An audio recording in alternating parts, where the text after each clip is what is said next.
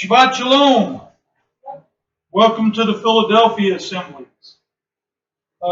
Today is the 10th day of the 6th month of the year 5779. Again, if you're on a different schedule of keeping time, it's probably because we keep the full moon as the new moon, according to Psalm 81, verse 3. Okay? Any other reasons, but that's the only scripture that I could find in the whole book that tells us what a new moon is. You might not agree with my conclusion from that, but that's what I see, and I think it's consistent with everything that goes on from the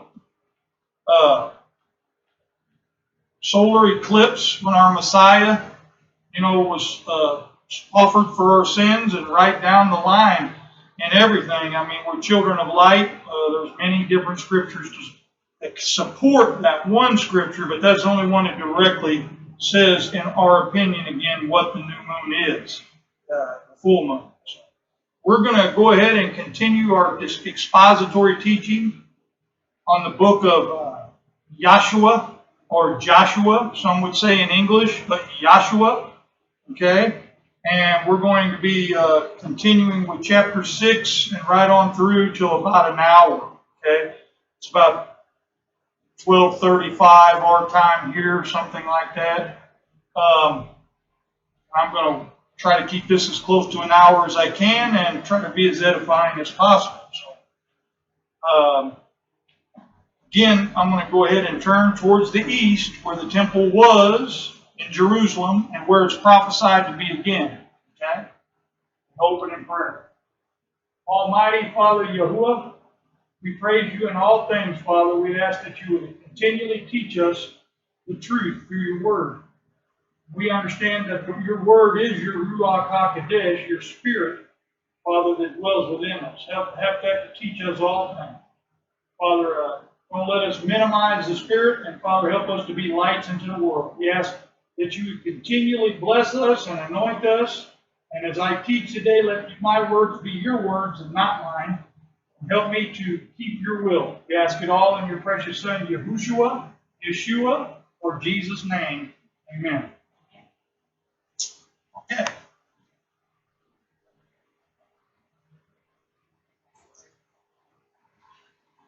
Gather my thoughts just a second. Some of you probably know that I've been kind of under the weather as of late with a heart condition. I'm going to see another cardiologist at Northeastern in Chicago. Oh, I'm sorry, Northwestern. I don't know why I said Eastern.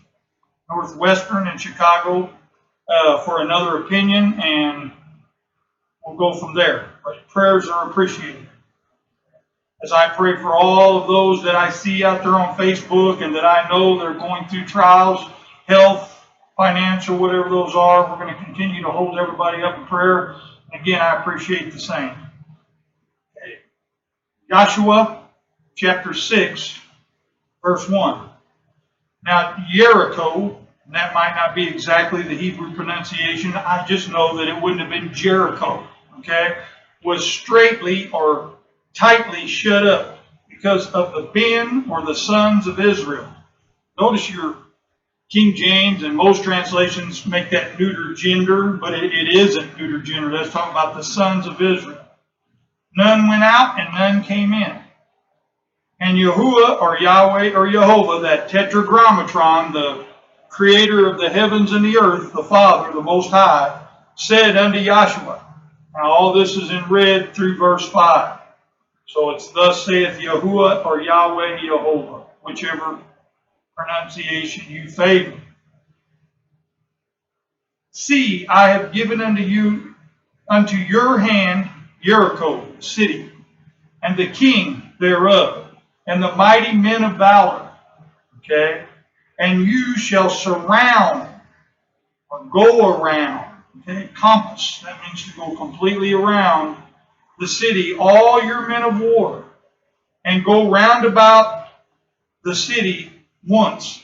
Thus shall you do 6 days. So he says, go around this for 6 days. And the 7 priests shall bear before the ark. Again, that's the ark of the testimony, or the ark of the covenant. 7 trumpets of ram's horns. See, when they speak of the trumpet, most of the time they're talking about a ram's horn. We all know what that is. And the seventh day you shall surround the city 7 times, and the priest shall blow with the trumpets. And it shall come to pass, when they make a long blast with the ram's horn, and when you hear the sound of the trumpet, which is the ram's horn, all the people shall shout with a great shout, and the wall of the city shall fall down flat, and the people shall ascend up every man's street before him. Now, I know a lot of people might make a big deal out of the fact that Yehshua, Yahweh, or Jehovah, the Creator, the Father God, had them do that 7 days, so that obviously means that they also marched on the Sabbath day. But it doesn't matter. If the Father says to do something, you do it. It's not sin. Okay? It was do this, and I have no idea what day this was on, but this all probably came to a conclusion on the 7th day, or the Sabbath. That's just my opinion. It doesn't say that. Okay? And no matter whether you think that's on a lunar cycle or you're on a weekly cycle where it comes up, that's what I would say. Now, again, we keep a weekly cycle. We think it was finished from the foundations of the world, and that meant that 6 days God, Yahuwah, Elohim, created the heavens and the earth, and on that 7th day, he rested from all his works that he did. And in order to keep a perfect 7-day cycle, you have to do that every week from that point on. And I've heard some say they've changed it. I find no evidence of it ever being changed, that weekly cycle. If you check the older documents, they'll tell you that weekly cycle has been continuous since recorded history. Again, that's our opinion. You might have different. 6. And Yehshua, the son of Nun, called the priests and said unto them, take up the ark of the covenant, of the agreement. Okay, that's realize that before that it was a testimony to the people. Once they accepted that, it became a covenant between the people and the Creator. Okay, and so now they keep saying the ark of the covenant. Prior to all this, they were saying the ark of the testimony. Check it out. It's very consistent. Okay, verse 7. Because you don't have an agreement unless you have 2 or more parties agreeing on terms. Okay? And he said unto the people, pass on and surround or circle the city, and let him that is armed pass on before the ark of Yahuwah, Yahweh, or Jehovah, Creator, the Most High.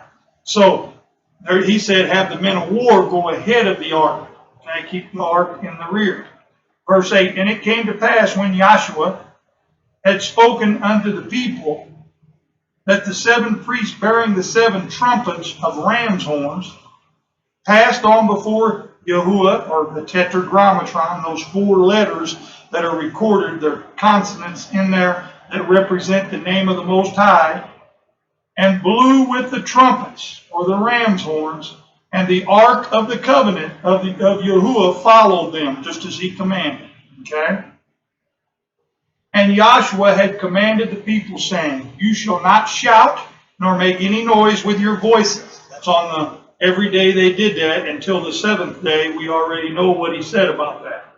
Neither shall any word proceed out of your mouth until the day I bid you shout, then shall you shout. I mean, I'll tell you, you could draw another conclusion from this if you wanted to, and I don't know correct or not correct by all the timing. You might be able to study it out, I don't know. The day of Yom Terim, or trumpets. The day of trumpets is known in Hebrew as the day of shouting. Check it out. This could have been the 7th day, or it could have been the day of trumpets, Yom Terim. Okay? Think about it. It could commemorate this forever, because Yahuwah, Yahweh, or Jehovah, he has his appointed times for everything. Okay? We know there's going to be a last trump too. All those things could be tied together prophetically. 11. So the ark of Yahuwah, or Yahweh, or Jehovah, surrounded or went around the city, going about it once. And they came unto the camp and lodged in the camp. So they marched all the way around and they camped. And Yehshua rose early in the morning, and the priest took up the ark of Yehshua, or the tetragrammaton, those 4 letters, and 7 priests bearing 7 trumpets of ram's horns before the ark of Yehshua, went on continually and blew with the trumpets. And the armed men went before them. But the rearward, or the rear guard, came after the ark, to protect it. After the ark of the tetragrammaton, those 4 letters are the Most High, the priests going on, blowing with the trumpets. And the second day they went around, walked around the city once, and returned into the camp. So they did 6 days, just as they had been commanded of the Most High. And it came to pass on the 7th day that they rose early about the dawning of the day, and surrounded the city after the same manner 7 times. Only on that day they circled the city 7 times on the 7th day. Again, it could be on the Sabbath, we don't know. It could be on the day of Yom Terim, the day of trumpets. Either one of those scenarios kind of can make sense. I think the latter being the better. 16, and it came to pass at the 7th time, after they had circled the city 7 times, when the priest blew the trumpets, or the ram's horn, Yeshua said unto the people, shout, for Yehshua hath given you the city. There's going to be a time come in the future when he's going to give us the kingdom. He's going to give his remnant, his elect, the kingdom. There's going to be a trump sounded before all that happens too. So symbolically, prophetically, this makes a lot of sense. 17, and the city shall be accursed. The one that was there before.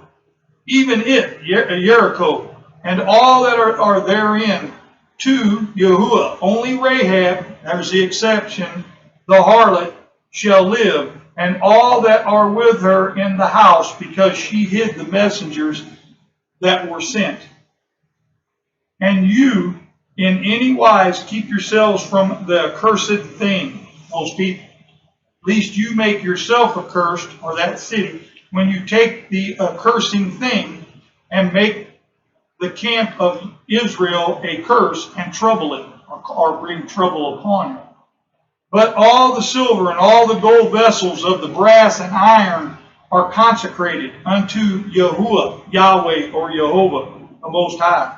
They shall come into the treasury of Yehshua, Yahweh, or Jehovah. So all those things would be set apart, made sanctified to Yehshua, or Yahweh. That's who it would be done to.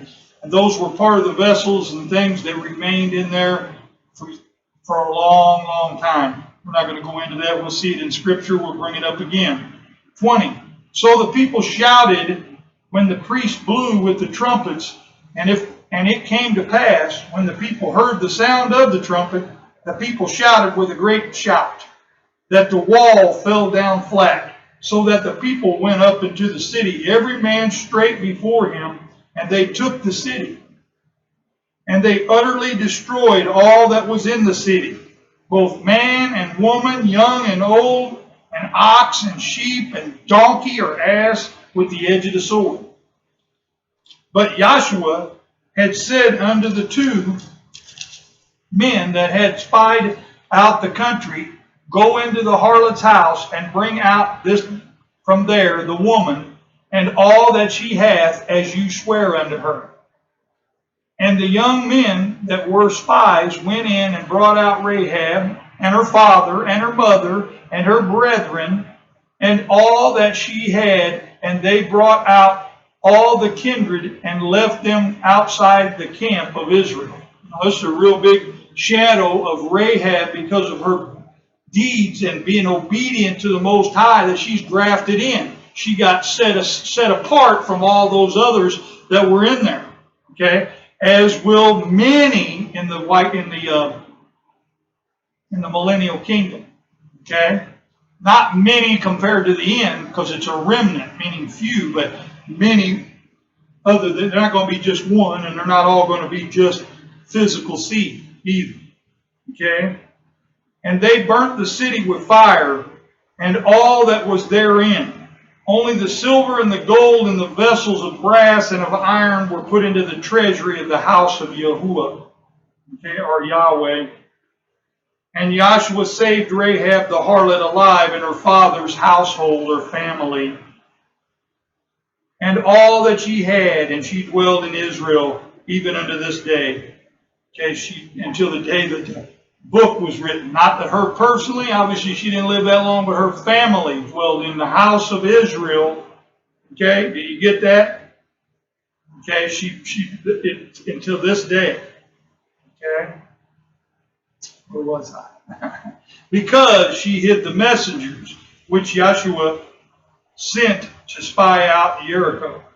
And it was because she was obedient to the Most High. She knew exactly what was going to happen, and she spared them because of that. And Yeshua adjured them, or allowed them to make their way at that time, saying, Cursed be the man before Yahuwah, Yahweh, or Jehovah, the Most High, that riseth up and buildeth this city Jericho. Okay? He shall lay the foundation thereof in his firstborn, and in his youngest son shall he set up the gates of it. So Yahuwah was with Yeshua, and his fame was heard or spread throughout all the country. Okay? A lot of this was to show that the Most High was with Yeshua as he was with Moshe, or Moses. Okay? Chapter 7. But prophetically, you could see all of this. Okay, there's a lot tied in, a lot going on. Things happen when they happen, and they mean what they mean literally on the page, but they also prophetically point towards other conclusions later on. Chapter 7.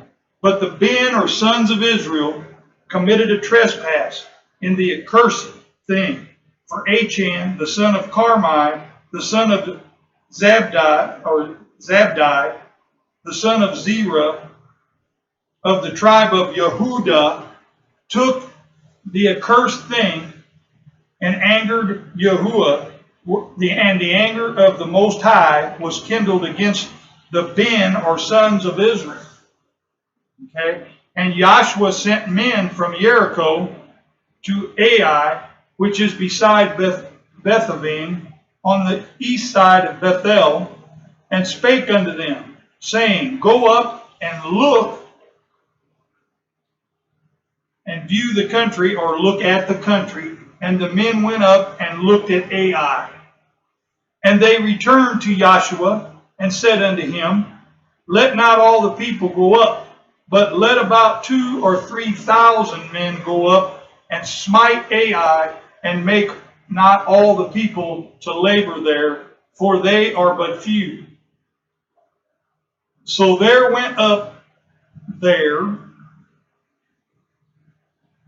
They went up there for the people about 3,000 men, or, instead of all of them, only 3,000 men went up, and they fled before the men of Ai. And the men of Ai smote of them about 36 men, for they chased them from before the gate even into Shebarim, and smote them in the going down, or on the descent, when they were running away.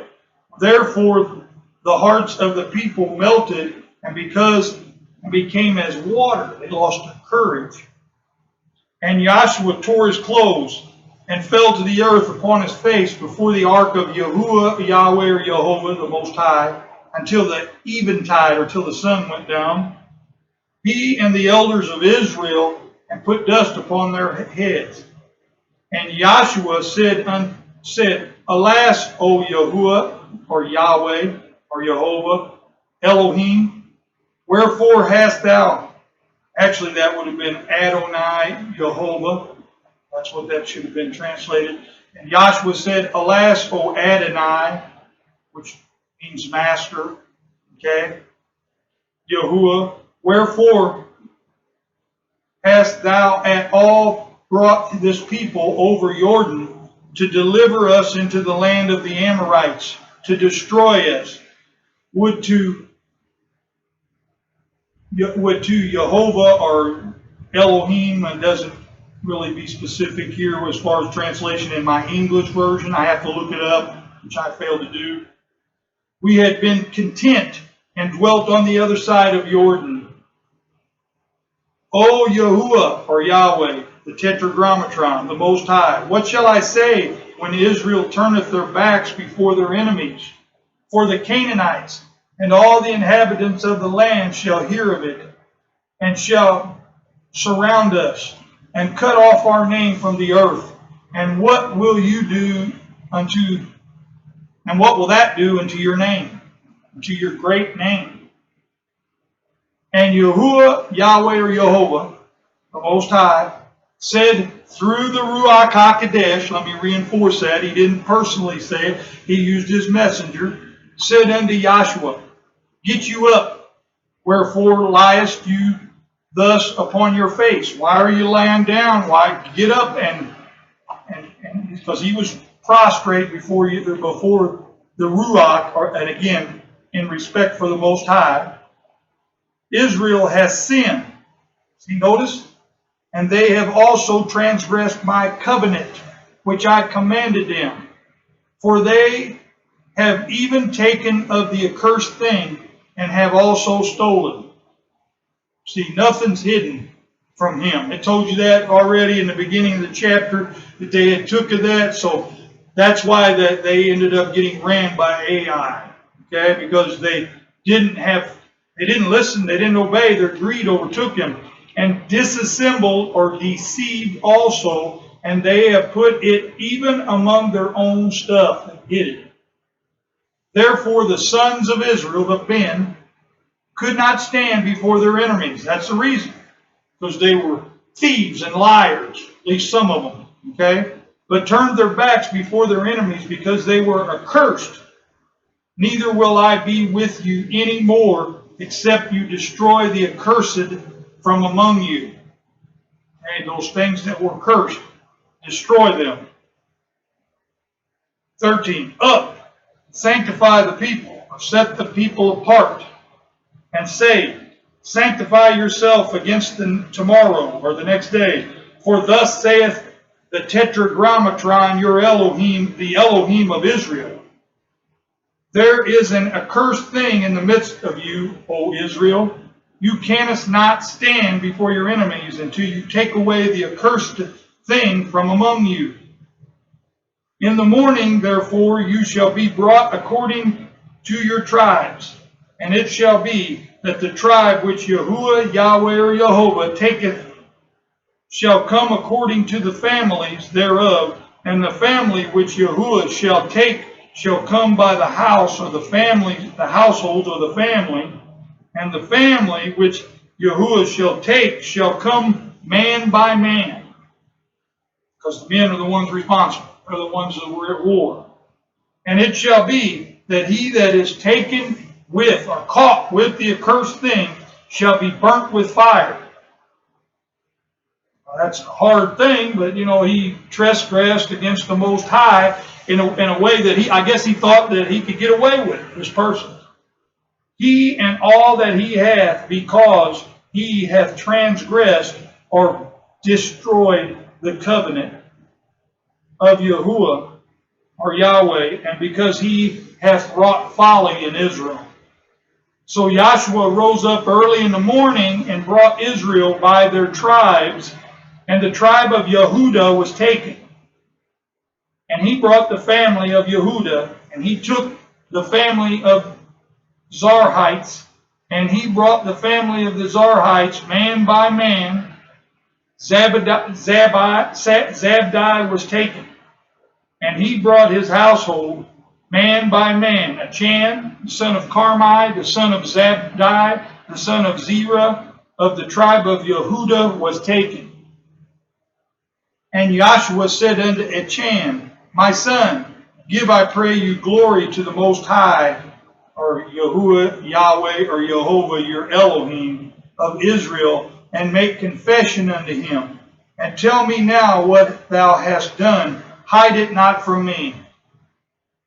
And Achan answered Yeshua and said, Indeed, I have sinned against Yehshua, or Yahweh, Elohim of Israel, and thus have I done. So he told him exactly what he'd done. When I saw among the spoils of goodly Babylonish garment, clothing, and 200 shekels of silver, and a wedge of gold of 50 shekels weight, then I coveted it, or wanted them, and took them, and behold, they are hid in the earth, in the midst of my tent, and the silver under it. So Yeshua sent messengers, and they ran into the tent, and behold, it was hid in his tent, and silver under it. And they took them out of the midst of the tent, and brought them unto Yeshua, and into the Ben, or sons of Israel, and laid them out before Yahuwah. And Yeshua and all Israel with him took Achan, the son of Zerah, and the silver, and the garment, and the wedge of gold, and his sons, and his daughters, and his oxen, and his donkeys, and his sheep, and his tent, and all that he had, and they brought them unto the valley of Achor. And Yeshua said, Why hast thou troubled us? Yahuwah shall trouble you this day. And all Israel stoned him with stones, and burned them with fire, after they had stoned them with stones. And they raised over him a great heap of stones unto this day, so that Yahuwah, Yahweh, or Jehovah, the Most High, turned from the fierceness of his anger, wherefore the name of that place was called the Valley of Achor unto this day, unto the day this was written. Okay? Not sure it's still called that today, but it was until the day this was written. Chapter 8. And Yahuwah said unto Yeshua, Fear not, neither be thou dismayed. Take all the people of war with you, and arise and go up to Ai. See, I have given unto your hand the king Ai, and his people, and his city, and his land. And you shall do to Ai and her king as you did unto Jericho, and her king only the spoil thereof, and the cattle thereof shall you take for a prey unto you yourselves. Lay you an ambush for the city behind it. Okay? So he's given them special instructions for this city. Okay? And Yeshua arose, and all the people of war to go up against Ai. And Yeshua chose out 30,000 mighty men of valor, and sent them away by night. And he commanded them, saying, Behold, you shall lie in wait against the city, even behind the city. Go not very far from the city, but be you all ready. So in other words, go over and be ready to attack. And I and all the people that are with me will approach into the city, and it shall come to pass, when they come out against us, as at the first, that we will flee before them. For they will come out after us till we have drawn them from the city, for they will say they flee before us as at the first. Therefore, we will flee before them. So Yeshua had carried this out very nicely.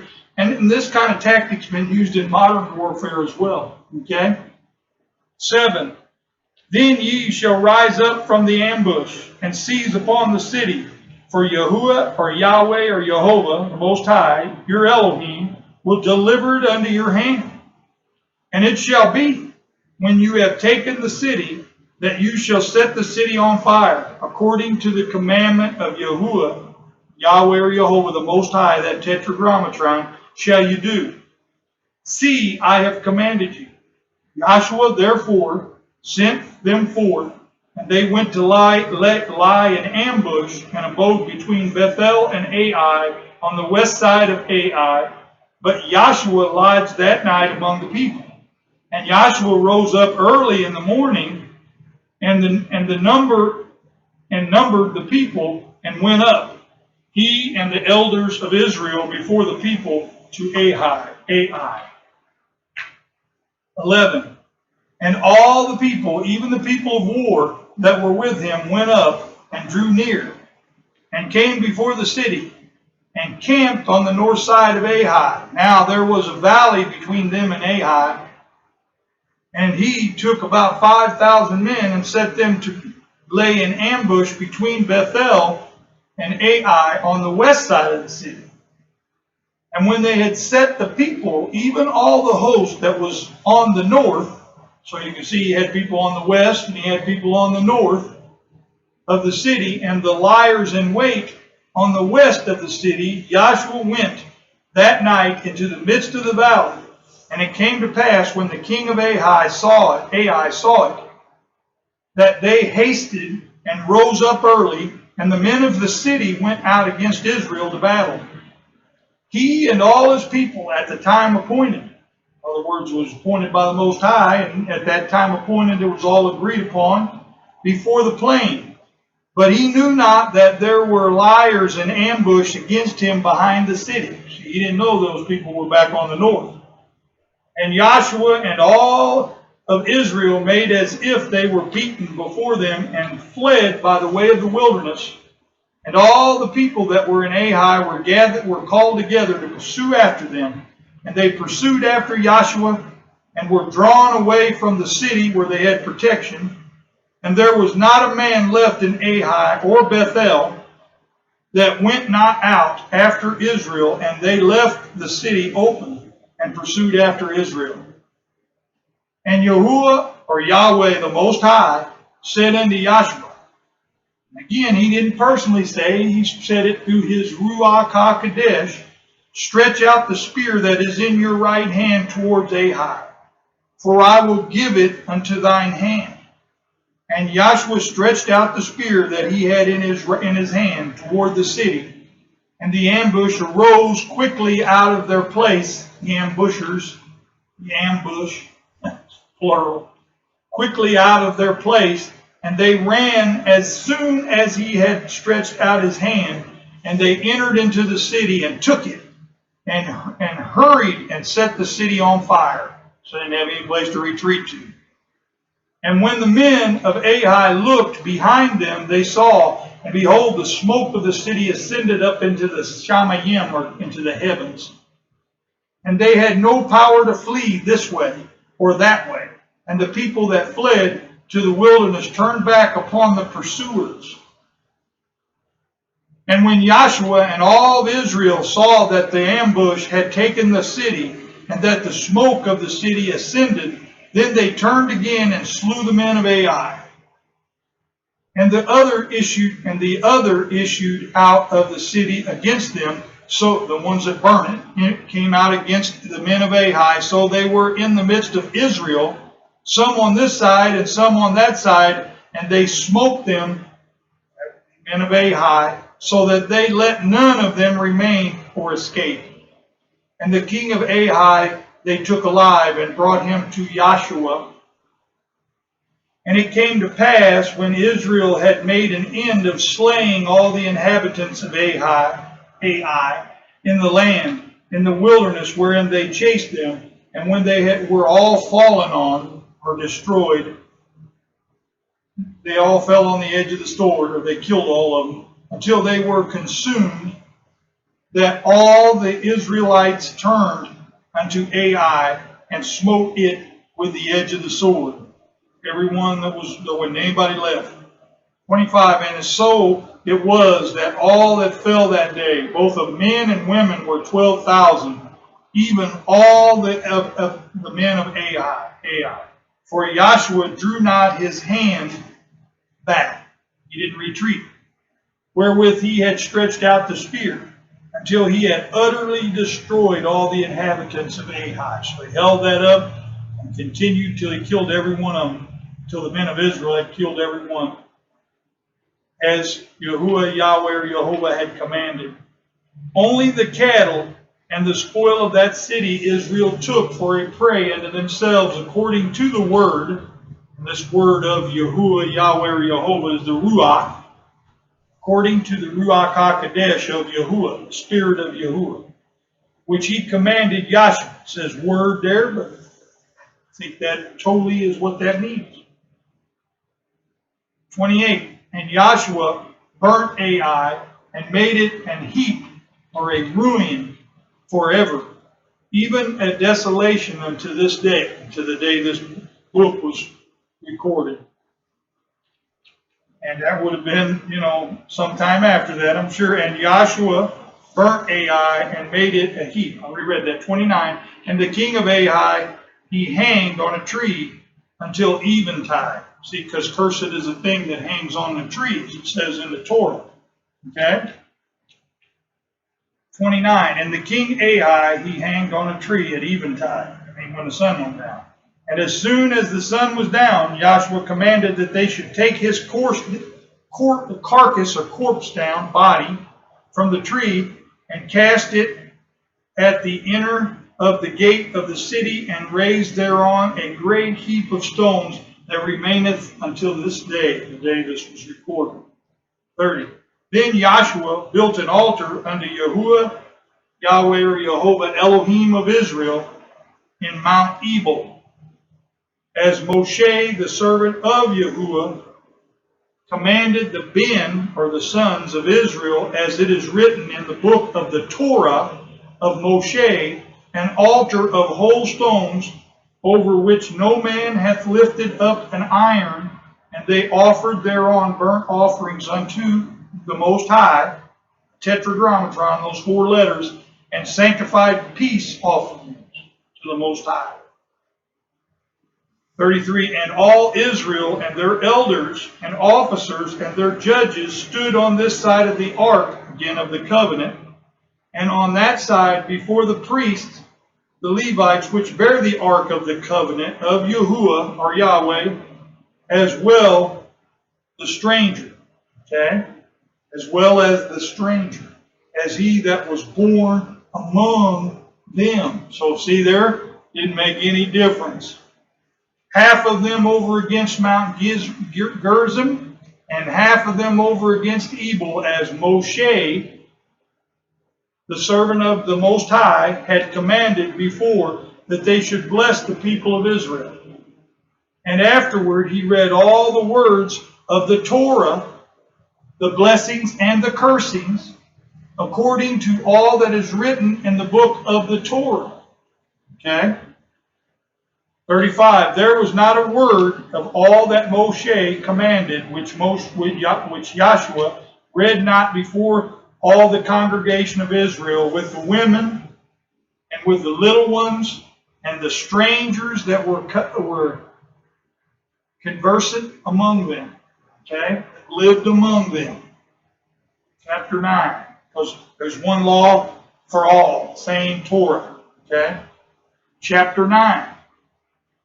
And it came to pass, when all the kings which were on this side of Jordan, in the hills and in the valleys and in all the coasts, means borders, or coast of the great sea, which would be the Mediterranean, over against Lebanon, the Hittite, the Amorite, the Canaanite, the Perizzite, the Havite, and the Jebusite heard thereof. In other words, it was rumored abroad, okay? That they gathered themselves together to fight with Yahshua and with Israel with one accord, one purpose. 3, that's what an accord is, purpose. See, it says we're all supposed to be in one accord. Doesn't necessarily mean that we agree on everything. It means we have one purpose. That is to bring forth the kingdom of the Most High. Okay? That's what we need to understand. Nobody's ever going to be in agreement on everything, but we got to have singleness of purpose. Okay? The whole remnant of Israel. 3, and when the inhabitants of Gibeon heard that what Yahshua had done unto Jericho and unto Ai, they did work craftily, and went and made as if they had been ambassadors, and took old sacks upon their donkeys and their wineskins. They didn't have bottles back then, in case you're looking at that in the King James. Old and tore and bound up, and old shoes and patched upon their feet, and old garments upon them. And all the bread of their provision was dry and moldy. And they went to Yeshua unto the camp of Gilgal, and said unto him, and to the men of Israel, We be come from a far country. Now therefore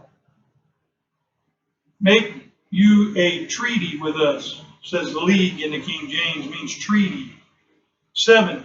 And the men of Israel said unto the Havites, Suppose, or perhaps, preadventure in the King James, suppose ye dwell among us, and how shall we make a treaty with you?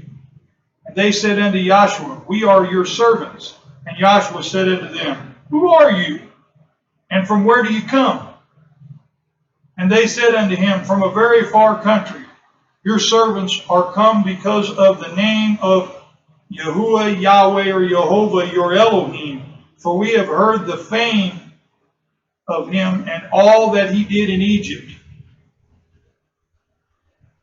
And all he did to the two kings of the Amorites that were bound beyond Jordan, to Sihon, king of Heshbon, and to Og, king of Bashan, which was at Ashtaroth. 11.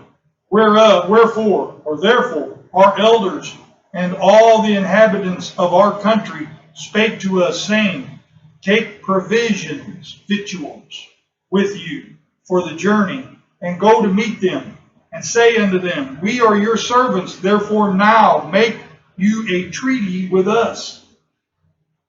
This our bread we took hot for our provision out of our houses on the day we came forth to go unto you. But now, behold, it is dry and it is moldy. And these skins of wine which we filled were new, and behold, they be torn. And these our garments and our shoes are become old by reason of very long journey. And the men took of the provisions, and asked not counsel at the mouth of Yehshua or Yahweh. Notice there's a sign right there. They didn't ask for counsel with the Most High. 15. And Yeshua made peace with them, and made a treaty with them, to let them live. And the princes of the congregation sware unto them. And it came to pass at the end of 3 days, after they had made a treaty with them, that they heard that they were their neighbors, and that they dwelt among them. And the men of Israel, the sons of Israel, journeyed and came into their cities on the 3rd day. Now their cities were Gibeon, Shepharah, I'm not probably pronouncing that right, and Beeroth, and Gerjathajim. And the men or sons of Israel smote them not, because the princes of the congregation had sworn unto them by Yehshua Elohim, or Yahweh Elohim of Israel, and all the congregation murmured against the princes. But all the princes said unto all the congregation, We have sworn unto them by Yehshua Elohim of Israel, now therefore we may not touch them. This we do to them. We will even let them live, lest judgment be upon us, because of our oath, of the oath which we swear with unto them. That's why it tells you don't make treaties or covenants with those people. 21, that's exactly what he fell into. He didn't consult the Most High about it prior to making the agreement. That's his mistake. Should have. And the princes said unto them, Let them live, but let them be woodcutters and drawers of water unto all the congregation, as the princes had promised them. And Yeshua called for them. And he spake unto them, saying, Wherefore or therefore have you beguiled or deceived us, saying, We are very far from you when you dwell among us? Now therefore you are cursed, and there shall none of you be freed from being bondservants, and carvers of stone, carvers of wood, and drawers of water for the house of my Elohim. And they answered Yeshua and said, Because it was certainly told your servants, how that Yehshua your Elohim commanded his servant Moshe to give you all the land, and to destroy all the inhabitants of the land from you. Therefore, we were very afraid of our lives because of you, and have done this thing. You're justifying their deceptive lie. Okay? And now behold, we are in your hand, as it seems good and right unto you to do unto us do. And so did he unto them, and delivered them out of the hand of the Ben, or the sons of Israel, that they slew them not. And Yeshua made them that day carvers or choppers of wood, and drawers of water for the congregation of the Most High, which is Israel, and for the altar of Yehshua, even unto this day, in the place which he should choose. We're at 49 minutes. I can get in another chapter here. Okay, chapter 10. Now it came to pass, when Anodezek, king of Jerusalem, if that was on one line, I might pronounce it better, Adonizedek, king of Jerusalem, or Jerusalem, Shalom, had heard how Yeshua had taken Ai and had utterly destroyed it. Now remember, the Most High told him to go in and kill everybody and don't leave anybody left because they pervert Israel. See, they have already not followed the plan. They've made several deliberate sins by stealing the cursed things. And now Yeshua had not consulted the Most High before making a covenant or treaty with these other people. So the promise that went to make all that territory, which was promised to them, which is a huge amount of area, that's not going to happen. Okay, not then. It's going to happen, but it ain't going to happen. It's not going to happen until Messiah returns, when he gathers his elect. Okay? As he had done to Jericho and to her and her king, so he had done to Ai and her king, and how the inhabitants of Gibeon had made peace with Israel and were among them, that they feared greatly, because Gibeon was a great city, as one of the royal cities, and because it was greater than Ai, and all the men thereof were mighty and about. Wherefore Adonizedek, and I'm probably still not pronouncing that right, it's all in one line, king of Jerusalem, sent unto Hoham, king of Hebron, and unto Piram, king of Yarmouth, unto Japha, king of Lachish, and unto Debar, king of Eglon, saying, some of those are tongue tires for me, come up unto me, and help me, that we might attack Gibeon, for it hath made peace with Yeshua, and with the sons of Israel, the men of Israel. 5. Therefore the 5 kings of the Amorites, the king of Jerusalem, the king of Hebron, the king of Yarmouth, and the king of Lachish, the king of Eglon, gathered themselves together and went up. And they all and all their host, and encamped before Gibeon, and made war against it. And the men of Gibeon sent unto Yeshua to camp to Gilgal, saying, relax not your hand from your servants. Come up to us quickly and save us, and help us for all the kings of the Amorites that dwell in the mountains are gathered together against us. So Yeshua ascended from Gilgal, he and all the people of war with him, and all the mighty of the brave men of valor. And Yahweh Jehovah said unto Yeshua, fear them not, for I have delivered them into your hand. There shall not a man of them stand before you. So he's okayed Yeshua to protect his servants. 9. Yeshua therefore came unto them suddenly, and went up from Gilgal all night. And Yahuwah, Yahweh, or Jehovah, discomforted them, or confounded them because of it before Israel, and slew them with a great slaughter at Gibeon, and chased them along the way that goeth up to Beth-horon, and smote them to Azekah, and into Makkedah.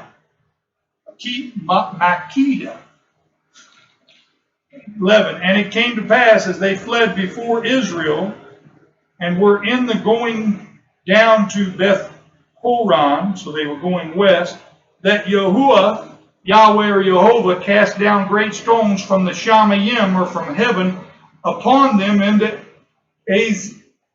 Azekah, and they died. It looks like Yahuwah is the one caused them to die, and not Israel, doesn't it? They were more which died with hailstones than they whom the Ben or sons of Israel slew with the sword. 12. Then spake Yeshua to Yahuwah, Yahweh or Jehovah, in the day when Yahuwah delivered up the Amorites before the Ben or sons of Israel. And he said in the sight of Israel, Sun, S-U-N, stand you still upon Gibeon, and you moon in the valley of Ahalam. Okay? So he made time stand still for Yahshua. Okay? That could have been part of changing time, the way things are kept. It could have delayed things. We don't know, but we know what it says. And as that happened, the sun stood still, and the moon stayed, until the people had avenged themselves upon their enemy. Is not this written in the book of Yeshua? Now, these might be called the lost books. They're mentioned in here. Problem is, just like everything else, they've been translated to death. Okay? So if what they say in the book of Yeshua and different ones that they call Yeshua today disagree what's written in these 66 books, or even in the Apocrypha, because that was part of the original book, just meant that there wasn't a prophet in Israel during the time of the Apocrypha. They were still recorded by Israel and for Israel. Okay? Book of Yeshua has been left out for some reason. And again, just like every other book, maybe it wasn't under the protection of the Most High, or it would have been in here. So the sun stood still in the midst of the Shamayim, the heaven, and delayed to go down about 1 full day. So it didn't go down for a day.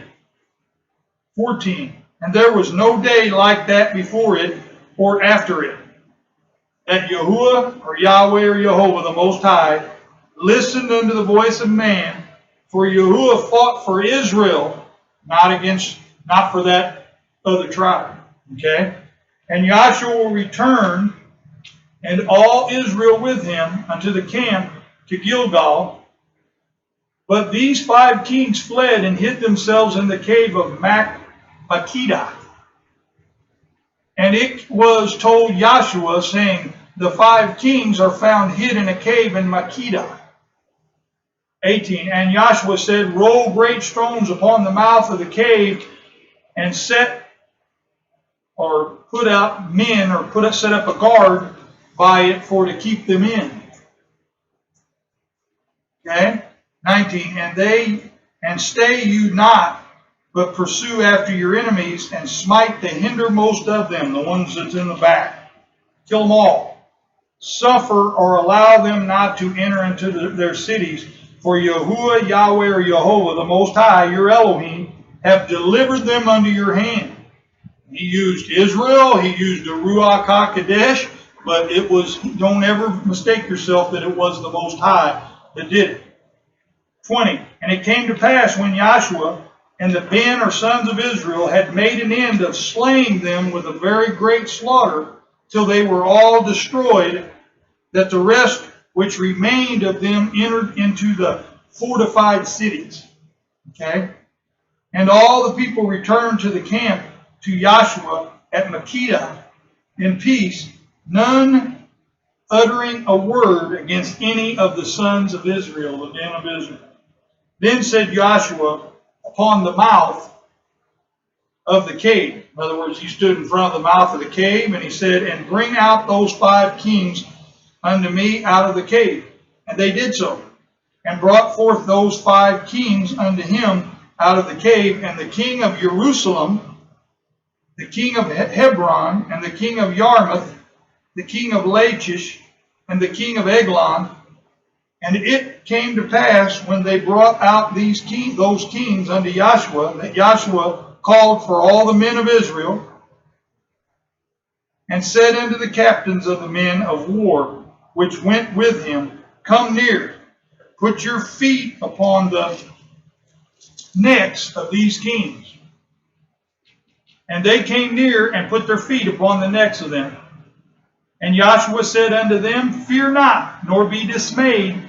Be strong of good courage, for thus saith the Most High, Yehshua, Yahweh, or Jehovah, do to all your enemies against whom you fight. In other words, don't let them up when you get them down. And afterward Yeshua smote them and slew them and hanged them on 5 trees. And they were hanging upon the trees until the sun went down, till evening. And it came to pass at the time of the going down of the sun that Yeshua commanded that they took them down off of the trees and cast them into the cave wherein they had been hid, and laid great stones in the cave's mouth, which remain unto this very day. Again, where the book is recorded. And that day Yeshua took Makkedah and smote it with the edge of the sword, or he took it and he destroyed it with the edge of the sword. And the king thereof, he utterly destroyed them, and all the people, souls means people, that were therein, he let none remain, and he did to the king of Makkedah as he had did unto the king of Jericho. Then Yeshua passed from Makkedah, and all Israel with him, unto Libnah, and fought against Libnah, and Yehshua, or Yahweh, the Most High, delivered it also, and the king thereof, unto the hand of Israel, and he smote it with the edge of the sword, and all the people that were therein. And he let none remain in it, but did unto the king thereof as he did unto the king of Jericho. Now, does that mean we should act like that today? Not unless Yehshua, Yahweh, or Jehovah, the Tetragrammaton, the Most High, commands us to. Now, when we have the first resurrection, that'll be a time when we'll be doing things like this, but it'll be under the direct command of our Messiah, which will be representing the Most High. Okay? So, do we do that kind of stuff now? Not at all. In other words, we're supposed to pray for our enemy. We're supposed to love our enemy. All those things are in the Torah as well as in the Brit Hadashah, or New Testament. 31. And Yeshua passed from Libnah, and all Israel with him, unto Lachish, and encamped against it, and fought against it. And Yehshua, or Yahweh, or Jehovah, delivered Lachish into the hand of Israel, which took it on the second day, and killed it or destroyed it with the edge of the sword, and all the people that were therein. See, that's where soul, okay, doesn't mean some kind of spirit inside your body. It means people, souls. Just like on an insurance policy for medical insurance, they'll ask how many souls are in the policy. It's not asking how many spirits are in the policy. It's asking how many people. Okay, this in English would have been better translated people. Okay, that were therein according to all that he had done in Libnah. People have twisted the word soul and made it mean something that it doesn't. 33. Then Horam, king of Gezer, came up to Lachish, and Yeshua smote him and his people. Yeshua smote him and his people until he had left him none remaining. And from Lachish, Yeshua passed into Eglon, and all Israel with him. And they encamped against it and fought against it. And they took it on that day and destroyed it with the edge of the sword. And all the people that were therein he utterly destroyed that day, according to all that he had done in Lachish. And Yeshua went up from Eglon, and all Israel with him, unto Hebron, and they fought against it. And they took it, and smote it with the edge of the sword, or destroyed it with the edge of the sword, and the king thereof, and all the cities thereof, and all the people that were therein, He left none remaining according to all that he had done in Eglon, but destroyed it utterly, and all the people that were therein. And Yeshua returned, and all Israel with him, to Debir, and fought against it. And he took it, and the king thereof, and all the cities thereof, and they destroyed them with the edge of the sword, and utterly destroyed all the people that were therein. He left none remaining, as he had done to Hebron, so he did to Debir, and to the king thereof, as he had done also in Libnah, and to her king. So Yeshua smote or destroyed all the countries of the hills, and of the south, and of the valley. Okay, that's exactly what it's talking about. It's the valley, the slopes. And of the springs, okay, foothills and the slopes is what that's both talking about, and all their kings. And he left none remaining, but utterly destroyed all that breathed, as Yehshua or Yahweh or Jehovah, your Elohim, the Elohim of Israel, commanded. And Yeshua smote them from Kadesh Barnea, even unto Gaza, and all the country of Goshen, even unto Gibeon. And all these kings and their land did Yeshua take at one time, because Yehshua or Yahweh or Jehovah of Elohim fought for Israel. Now, how did he do that? With his Ruach HaKodesh, a hornet. And Yeshua returned, and all Israel was with him unto the camp to Gilgal. We're going to stop right there. We went a little bit over an hour, but not much. Okay? The Tetragrammaton, those four consonants that represent the name of the Most High, whether you translate it Yahweh, Jehovah, Yahuwah, Jehovah, or whichever way that you think it's pronounced, add his blessing, that deity, to the reading of the word.